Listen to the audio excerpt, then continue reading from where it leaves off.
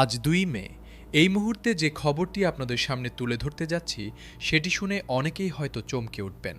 কারণ এই খবরটি শুধু একটি সাধারণ সরকারি ঘোষণা নয়, এই খবরটি সেই লক্ষ লক্ষ মানুষের জীবনের সঙ্গে সরাসরি জড়িত, যারা প্রতিদিন সকালে উঠে দেশের সেবায় নিজেদের উৎসর্গ করেন, যারা সংসারের কথা ভুলে নিজের কষ্টের কথা বুকে চাপা দিয়ে রাষ্ট্রের হয়ে কাজ করে যান। সেই সরকারি চাকরিজীবীদের জন্য আজ ২ মে এমন একটি সিদ্ধান্ত এসেছে যা তাদের দীর্ঘ দশকের স্বপ্নকে বাস্তবে রূপ দিতে চলেছে। নতুন গ্যাজেট সংশোধন, শতভাগ পেনশন সুবিধা এবং গ্রেড কাঠামোর আমূল পরিবর্তন, এই তিনটি বিষয় নিয়ে এখন বিস্তারিত জানাচ্ছি। বাংলাদেশের সরকারি চাকরিজীবীদের ইতিহাসে ২০১৫ সালটি একটি বিশেষ গুরুত্বপূর্ণ বছর। ওই বছর যে বেতন স্কেল ঘোষণা করা হয়েছিল সেটি একদিকে যেমন কিছু সুবিধা দিয়েছিল, অন্যদিকে নিম্ন গ্রেডের কর্মচারীদের জন্য একটি দীর্ঘমেয়াদী বৈষম্যের দেয়াল তৈরি করে দিয়েছিল। সেই দেয়াল আজ প্রায় এক দশক পেরিয়েও অটুট ছিল। নিম্ন গ্রেডের কর্মচারীরা মাসের পর মাস, বছরের পর বছর এই বৈষম্যের ভার বহন করতে করতে দায়িত্ব পালন করে গেছেন। তারা রাস্তায় বিশৃঙ্খলা করেননি, কাজ ফেলে অফিস ছেড়ে যাননি, ধৈর্যের সঙ্গে সংযমের সঙ্গে তাদের ন্যায্য দাবি জানিয়ে এসেছেন। আর আজ ২ মে সেই দীর্ঘ অপেক্ষার অবসান ঘটতে চলেছে।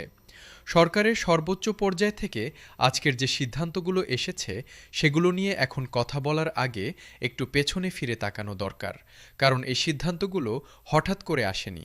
এর পেছনে রয়েছে দীর্ঘ আলোচনা, একাধিক বৈঠক এবং পে কমিশনের নিরলস পরিশ্রম।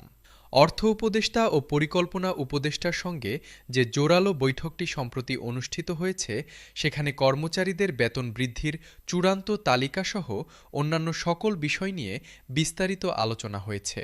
পে কমিশন ও প্রধানমন্ত্রী সেই বৈঠকে একত্রে বসে প্রতিটি বিষয় খুঁটিয়ে খুঁটিয়ে পর্যালোচনা করেছেন। এই পর্যালোচনার পরিণতিতেই আজ ২ মে এসেছে এই ঐতিহাসিক ঘোষণা। প্রথমেই আসা যাক পেনশন সুবিধার বিষয়ে। এটি সম্ভবত আজকে সবচেয়ে বড় এবং সবচেয়ে আলোচিত সিদ্ধান্ত।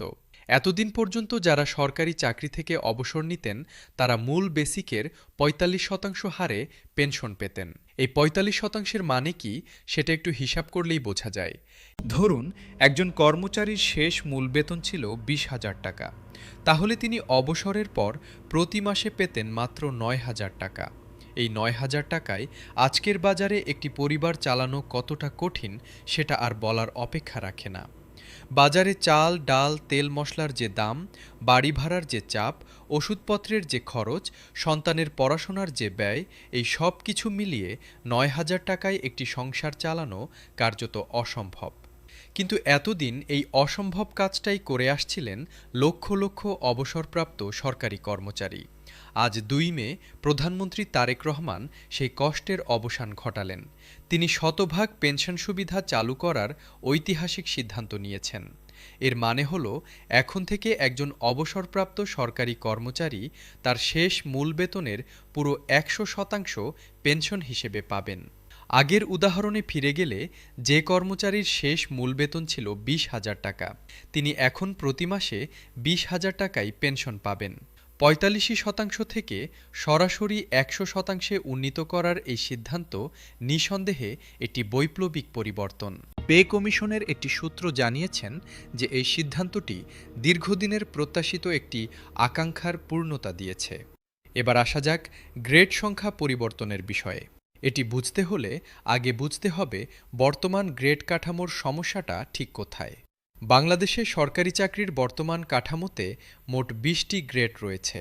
এই ২০টি গ্রেডের মধ্যে উপরের দিকের গ্রেডগুলোই বেতনের পার্থক্য তুলনামূলকভাবে কম, কিন্তু নিচের দিকের গ্রেডগুলোই পার্থক্য অত্যন্ত বেশি। এই অসম পার্থক্যের কারণে নিম্ন গ্রেডের কর্মচারীরা উচ্চ গ্রেডের কর্মকর্তাদের তুলনায় অনেক বেশি বৈষম্যের শিকার হন। শুধু তাই নয়, ২০টি গ্রেড থাকার কারণে বেতন কাঠামোটি অনেক বেশি জটিল এবং এই জটিলতার সুযোগে অনেক সময় নিম্ন গ্রেডের কর্মচারীরা তাদের প্রাপ্য সুবিধা থেকে বঞ্চিত হন। বিশেষজ্ঞরা বলে আসছিলেন যে গ্রেড সংখ্যা না কমিয়ে শুধু বেতন বৃদ্ধি করলে কর্মকর্তারা উপকৃত হবেন, কিন্তু কর্মচারীরা আগের মতোই বঞ্চিত থাকবেন। এই বাস্তবতার কথা মাথায় রেখে আজ ২ মে প্রধানমন্ত্রী তারেক রহমান সচিবদের পরামর্শ ও পে কমিশনের সুপারিশের ভিত্তিতে গ্রেড সংখ্যা পরিবর্তন করে ১৫তে নামিয়ে আনার সিদ্ধান্ত নিয়েছেন। ২০ থেকে ১৫ এই ৫টি গ্রেড কমানোর সিদ্ধান্তটি সরকারি বেতন কাঠামোকে আরও সুশৃঙ্খল, আরও ন্যায্য এবং আরও কার্যকর করে তুলবে বলে বিশেষজ্ঞরা মনে করছেন। অর্থ মন্ত্রণালয়ের একটি নির্ভরযোগ্য সূত্র আজ ২ মে নিশ্চিত করেছেন যে আগামী বাজেটে সরকারি চাকরিজীবীদের জন্য এই গ্রেড পরিবর্তন কার্যকর করা হবে। তবে এই মুহূর্তে বাস্তবায়নের জন্য যে পরিমাণ বাজেট সংশোধনের প্রয়োজন সেটি একসঙ্গে সম্পন্ন করা কঠিন। তাই আগামী বাজেট সংশোধনের আগেই তালিকা পর্যালোচনা কমিটির সঙ্গে বৈঠকের মাধ্যমে বিস্তারিত পরিকল্পনা চূড়ান্ত করা হবে। পর্যালোচনা কমিটির ৬ সদস্য এই বিষয়ে পূর্ণ একমত পোষণ করেছেন এবং প্রক্রিয়াটি যাতে স্বচ্ছ ও অংশগ্রহণমূলক হয় সেটি নিশ্চিত করার প্রতিশ্রুতি দিয়েছেন। পে কমিশনের চেয়ারম্যান জাকির আহমেদ খান আজকের বৈঠকে অত্যন্ত গুরুত্বপূর্ণ একটি কথা বলেছেন। তিনি বলেছেন, বাংলাদেশের সরকারি কর্মচারীরা ২০১৫ সালের পর থেকে এই বৈষম্য বহন করে আসছেন। এই দীর্ঘ সময়ে তারা একবারের জন্য পরিস্থিতি অস্বাভাবিক করেননি। তারা জানতেন যে সংযম ও ধৈর্যই তাদের সবচেয়ে বড় শক্তি এবং সেই শক্তিই আজ তাদের ন্যায্য দাবি আদায় করিয়ে দিল। প্রধানমন্ত্রী তারেক রহমান নিজেই এই বৈঠকে কর্মচারীদের এই সংযম ও ধৈর্যের প্রশংসা করেছেন। তিনি বলেছেন যে এই দেশের সরকারি কর্মচারীরা প্রশংসনীয় এবং তাদের ন্যায্য দাবি পূরণ করা সরকারের কর্তব্য। অর্থমন্ত্রী আমির খসরু আজ ২ মে সংবাদ মাধ্যমকে জানিয়েছেন যে বর্তমান বৈশ্বিক অর্থনীতিতে অস্থিরতা রয়েছে এবং সেই অস্থিরতার প্রভাব বাংলাদেশেও পড়ছে।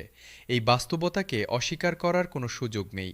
কিন্তু এই কঠিন পরিস্থিতির মধ্যেও সরকার সিদ্ধান্ত নিয়েছে যে সরকারি কর্মচারীদের বঞ্চিত রাখা হবে না। কারণ একটি দেশের প্রশাসনিক কাঠামো শক্তিশালী করতে হলে সেই কাঠামোর ভেতরের মানুষগুলোকে আগে শক্তিশালী করতে হবে, তাদের আর্থিক নিরাপত্তা নিশ্চিত করতে হবে, তাদের মনোবল ধরে রাখতে হবে।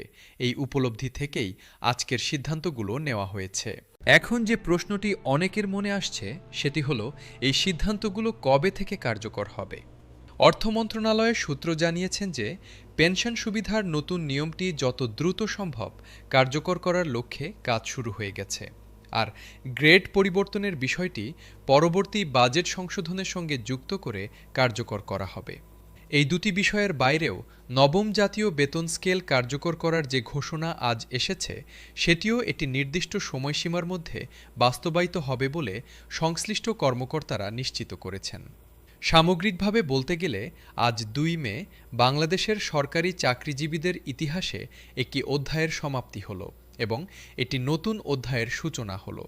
শতভাগ পেনশন সুবিধা থেকে শুরু করে গ্রেড সংখ্যা ১৫তে নামিয়ে আনা এবং নবম জাতীয় বেতন স্কেল কার্যকর করার ঘোষণা, এই সব কিছু মিলিয়ে আজকের দিনটি দেশের প্রায় ১৫ লক্ষ সরকারি চাকরিজীবী ও তাদের কোটি পরিবারের সদস্যের জন্য একটি স্বস্তির বার্তা নিয়ে এসেছে। প্রধানমন্ত্রী তারেক রহমানের এই সিদ্ধান্তগুলো যে দেশের প্রশাসনিক কাঠামোকে আরও মজবুত করবে এবং সরকারি সেবার মান আরও উন্নত করবে সে বিষয়ে বিশেষজ্ঞ মহল একমত। একটি দেশ তখনই সত্যিকারের উন্নয়নের পথে এগিয়ে যায় যখন সেই দেশের প্রতিটি নাগরিক, প্রতিটি কর্মচারী তাদের ন্যায্য পাওনা পান এবং মাথা উঁচু করে জীবনযাপন করতে পারেন। আজ ২ মে বাংলাদেশ সেই পথেই একটি দৃঢ় পদক্ষেপ নিল।